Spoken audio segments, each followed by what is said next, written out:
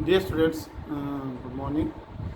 आज हम आपका +1 की हिस्ट्री का चैप्टर सेकंड शुरू कर रहे हैं। आपका चैप्टर है प्रारंभिक नगर। प्रारंभिक नगर में हम बात करेंगे आधुनिक इराक की, मेसोपोटामिया सभ्यता की। तो ये जो सभ्यता है आपकी, ये दो नदियों दजला और फरात के बीच के क्षेत्र में पनपी एक सभ्यता थी, जो कि समकालीन सभ्यता थी। सिंधु घाटी सभ्यता, जो कि हमारे भारत में जो सभ्यता थी सिंधु घाटी सभ्यता, उसकी ही एक समकालीन सभ्यता है मेसोपोटामिया की सभ्यता। इसमें जो नगर, आरंभिक नगर जो है वो जो बने थे, उसमें 3 प्रकार के नगर बने थे। एक थे आपके धार्मिक नगर, दूसरे थे व्यापारिक नगर और तीसरे थे शाही नगर। धार्मिक नगरों से हमारा अभिप्राय यह है कि ऐसे धार्मिक स्थान जैसे मंदिरों के साथ में जो धीरे धीरे नगर डेवलप हुए और उन्होंने काफ़ी बड़ा रूप ले लिया, वो नगर जिनका कि धार्मिक रूप से महत्व ज़्यादा था, लोग धार्मिक आस्था के कारण वहाँ भी आते जाते थे, वो नगर धार्मिक नगर कहलाए। दूसरे जो व्यापारिक नगर थे, वो नगर थे जो किसी बंदरगाह के नज़दीक स्थित थे या किसी व्यापारिक स्थान पर जहाँ के ज़्यादा व्यापार होता था, ऐसे नगर जो व्यापारिक नगर थे। और तीसरे जो नगर जो आपके थे शाही नगर, जो राजाओं ने अपने लिए बसाए थे, जहाँ राजा रहता था, अपने उसके कर्मचारी रहते थे, महल थे उसके बने हुए। और ये जो नगर थे वो थे धार्मिक नगर। तो 3 वर्ग थे मेनली मेसोपोटामिया की सभ्यता में। पहला अभिजात वर्ग, वही जो अपर वर्ग होता है, जिसमें राजा और उसके मंत्री वगैरह सारे आ जाते हैं, अमीर वर्ग जिसे आप कह सकते हैं। दूसरा वर्ग था जो मध्यम वर्ग था, जिनका जीवन भी थोड़ा सुगम ही था। और जो तीसरा वर्ग था वो निम्न वर्ग था, और ये बहुसंख्यक थे। इनकी दशा जो है वो काफ़ी दयनीय थी। और जो मेसोपोटामिया की सभ्यता थी, इसमें जो पुत्र होना, एक एकल परिवार, मेनली एकल परिवार होते थे। एकल परिवार से हमारा अभिप्राय है जैसे पति पत्नी और उनके बच्चे। तो परिवार में पुत्र होना जो है बड़ा ज़रूरी माना जाता था। और जो मेन एक इसमें मेसोपोटामिया की सभ्यता में जो ड्रॉबैक्स था या कमी थी, वो थी इसकी दास प्रथा, जो आप एक तरह से कह सकते हैं कि मेसोपोटामिया जो सभ्यता है उसके माथे पर एक कलंक आप कह सकते हैं। तो ये जो मेसोपोटामिया की सभ्यता थी, ये जो मंदिर थे, ये एक कि आप ये किस्म से इस सभ्यता की दूरी थी। मंदिरों पे ये बहुत ज़्यादा डिपेंड थे। जो ज़्यादा क्रियाकलाप थे ये मंदिरों से ज़्यादा संबंधित थे। तो ये जो आप मेसोपोटामिया की बात कर रहे हैं, तो मेसोपोटामिया आधुनिक इराक, ये 2 शब्दों से मिलके बना है मेसोपोटामिया, जिसमें एक शब्द है मेसोस और दूसरा है पैटिमोस, जिसका अर्थ होता है 2 नदियों के बीच का प्रदेश। और जैसा कि मैंने आपको पहले बताया कि वो जो 2 नदियाँ थी आपकी, एक थी दजला और एक थी फरात। ठीक है, तो इन नदियों को इस सभ्यता की जीवन रेखा भी कह दें तो आप कोई अतिशयोक्ति नहीं होती होगी। अगर हम भौगोलिक स्थिति देखें इराक की, तो इसके जो उत्तर वाले भाग थे, उसमें ऊंचे पर्वत श्रृंखला है जिसे तोरुस नाम से जाना जाता है। और ये एक 10,000 फुट तक ऊंचे पहाड़ है, जिसमें सारा साल जो है वो बर्फ़ जमी रहती है, और इससे ही नदियाँ निकलती हैं और यहाँ वर्षा भी ठीक होती है। और जो दजला नदी है आपकी, उसकी जो लंबाई है लगभग 1850 किलोमीटर है, लेकिन इसका जो तट है वो कटा फटा है। और दूसरी नदी है आपकी जो लंबी है इससे नदी, वो है फरात। फरात की लंबाई है 2350 किलोमीटर, और इसका जो तट है वो दजला नदी की अपेक्षा कम कटा फटा है। और ये है कि इसका वेग भी कम है पानी का, और मैक्सिमम जो सभ्यता है, जो नगर हैं, वो इसी के किनारे पनपे हैं। अगर पूर्व की बात करें इस मेसोपोटामिया सभ्यता के, तो यहाँ पे बड़े बड़े घास के मैदान हैं और यहाँ पे झरने वगैरह हैं। तो इन मैदानों में जो मध्य 7,006 ईस्वी पूर्व से लेके 6,000 ईस्वी पूर्व तक यहाँ पे खेती आरंभ हो गई थी। इनको स्टैफी मैदान भी कहा जाता है। तो स्टैफी तो नाम दिया हुआ, जैसे अलग अलग घास के मैदानों को अलग अलग नाम दिया जाता है। तो पूर्व में जो इस मेसोपोटामिया सभ्यता थी, इसकी जो सीमाएं थी वो ईरान से मिली हुई थी और दजला की जो दजला नदी थी उसकी जो सहायक नदियाँ थी, वो सभी नदियाँ जो हैं वो, अगर आपने इराक ईरान में जाना है या उनके साथ व्यापार वगैरह करना है या कोई ऐसी काम करना है, तो ये उस जो इसकी सहायक नदी थी दजला नदी की, वो मतलब ट्रांसपोर्टेशन के लिए या आवागमन के लिए एक बहुत अच्छा साधन थी। और आप इसका जो दक्षिण भाग है मेसोपोटामिया का, वो था रेगिस्तान। और सारी सभ्यताएं जो ये बड़े बड़े नगर हैं, मैक्सिमम सभ्यताएं इन्हीं रेगिस्तानों में उनका विकास हुआ था। कारण क्या था भाई, रेगिस्तान में कैसे विकास हो गया? तो ये जो दजला और फरात नदियाँ थी, ये ऊपर की सारी उपजाऊ मिट्टी जो वहीं पे लेके आती थी। तो बाकी सिंचाई के लिए यहाँ पे नहरें बनी हुई थी नदियों के कारण, और यहाँ पे फसल उगाना काफ़ी आसान था, पानी की कोई समस्या नहीं रहती थी नदियों के कारण। तो और फसल भी भरपूर होती थी, जैसे जिनमें गेहूँ, मटर और मसूर की फसल जो वो प्रमुख थी।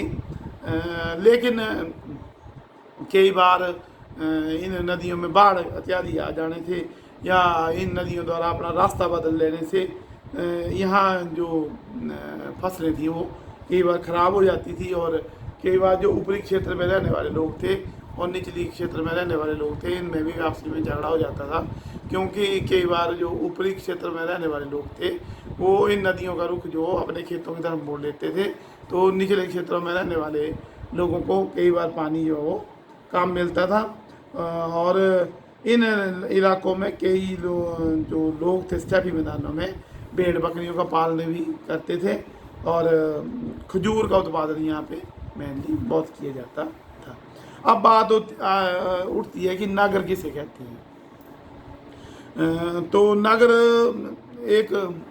के दिन एक विशाल काफ़ी बड़ा क्षेत्र आ जाता है, ऐसा क्षेत्र जहाँ काफ़ी घनी जनसंख्या हो और लोग पक्के मकानों में रहते हों, यातायात और संचार के साधन जहाँ पे विकसित हों और काफ़ी सुख सुविधाएं लोगों को उपलब्ध हों।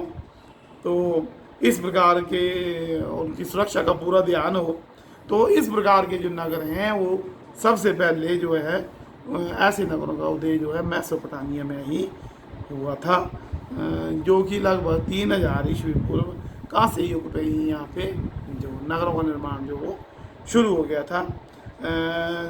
जो 3 प्रकार के नगर मैंने पहले कहा था आपके साथ कि धार्मिक नगर, व्यापारिक नगर और तीसरे थे शाही नगर। ठीक है। और इसके उदय के होने के मुख्य कारण क्या कहते, एक तो क्या हुआ कि उत्पादक खेती, अत्यंत उत्पादक खेती के नगर जो उदय के मुख्य कारण ये था कि लोगों ने क्या किया, उनको ज़मीन जो हो काफ़ी उपजाऊ मिल गई थी और उन्होंने खेती करना शुरू कर दिया था। और वो खेती फसलें उगाने लग पड़े थे, गेहूँ, जौ और खजूर। इस वजह से क्या हुआ, वो एक दूसरी जगह से जाना जो उन्होंने बंद कर दिया था, एक जगह रहना शुरू कर दिया था। उन्होंने पशुपालन शुरू कर दिया था, पशुपालन से उन्हें मांस मिलना शुरू हो गया था, दूध मिलना शुरू हो गया था।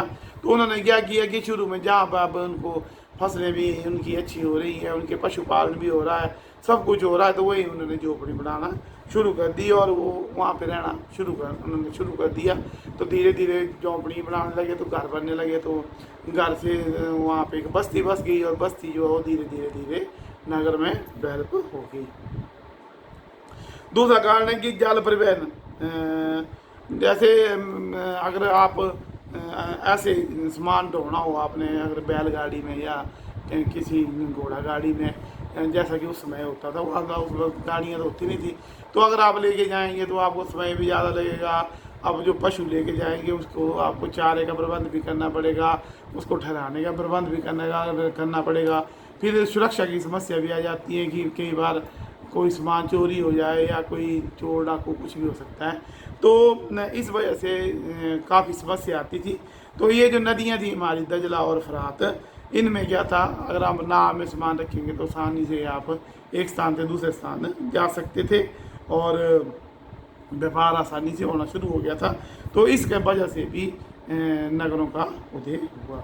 और ये जो मैसोपोटामिया सभ्यता के लोग थे, इनमें मैक्सिमम चीज़ें तो इनके पास हो ही जाती थी, लेकिन कुछ चीज़ें जो थी इनके पास नहीं होती थी। जैसे इनको धातुओं की कमी थी, और पत्थर जो थे ये भी इनके लिए चाहिए होते थे, भवन निर्माण के लिए, मूर्ति निर्माण के लिए, आदि मंदिरों के निर्माण के लिए।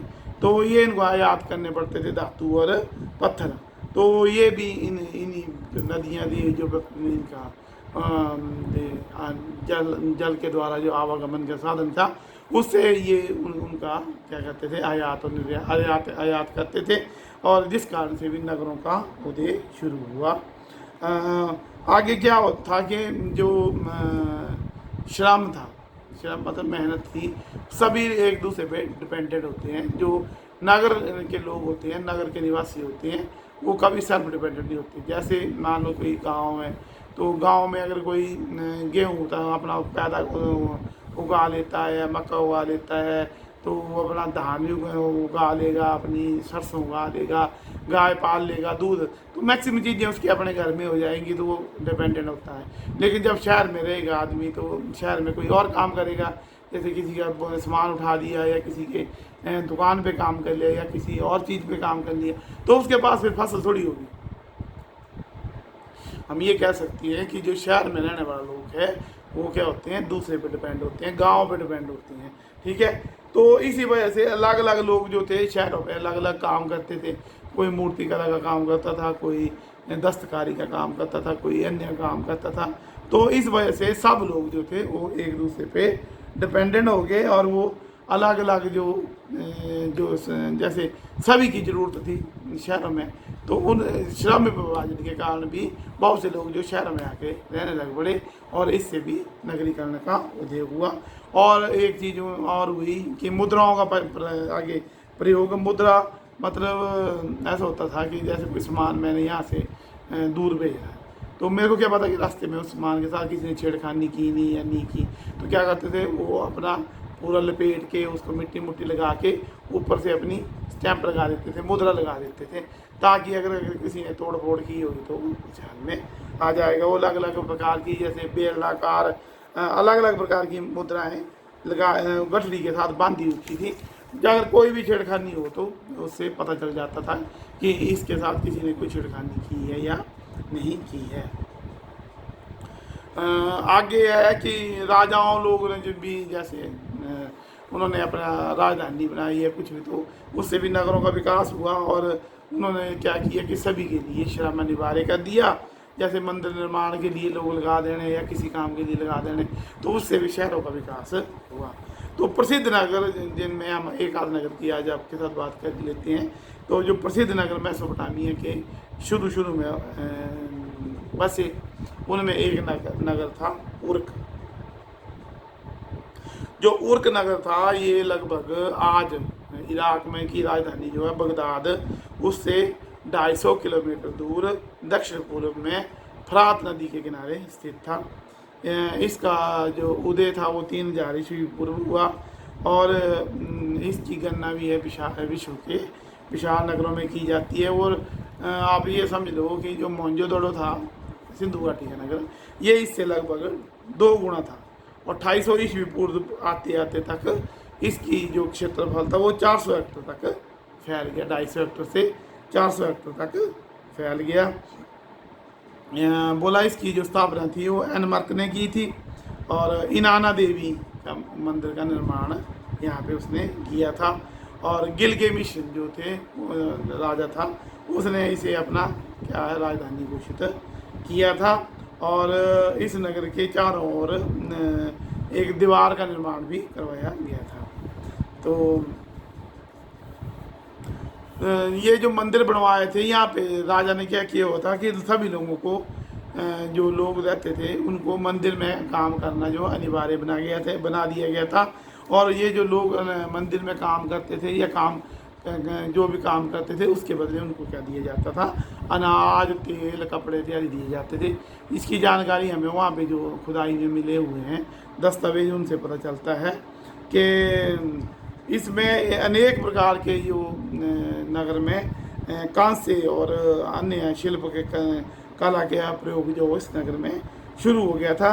और यहाँ पे जो लकड़ी की सीढ़ियाँ या जो उसको नगर को संभालने के लिए, भवनों को संभालने की जो कला थी वो काफ़ी प्रसिद्ध थी। इस नगर में एक जो बड़ी और प्रसिद्ध चीज़ मिली है वो है वाका शीर्ष, जो कि है एक स्त्री का सिर है जो कि संगमरमर को तराश करके बनाया गया है, जिसमें इसकी आँखें, भौहें और ये जो ठोडी, मुख बड़ी शानदार तरीके से बनाया गया है।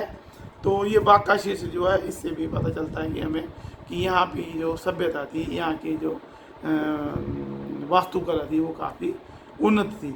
तो बाकी क्या इसके बाद क्या जो अगला नगर है जैसे और, तो हम वो अगर आपके नेक्स्ट सेशन में लेंगे।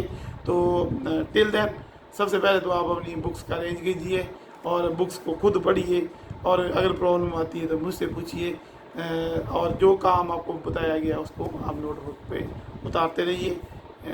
टिल देन नेक्स्ट पार्ट मिलते हैं। Till then thank you.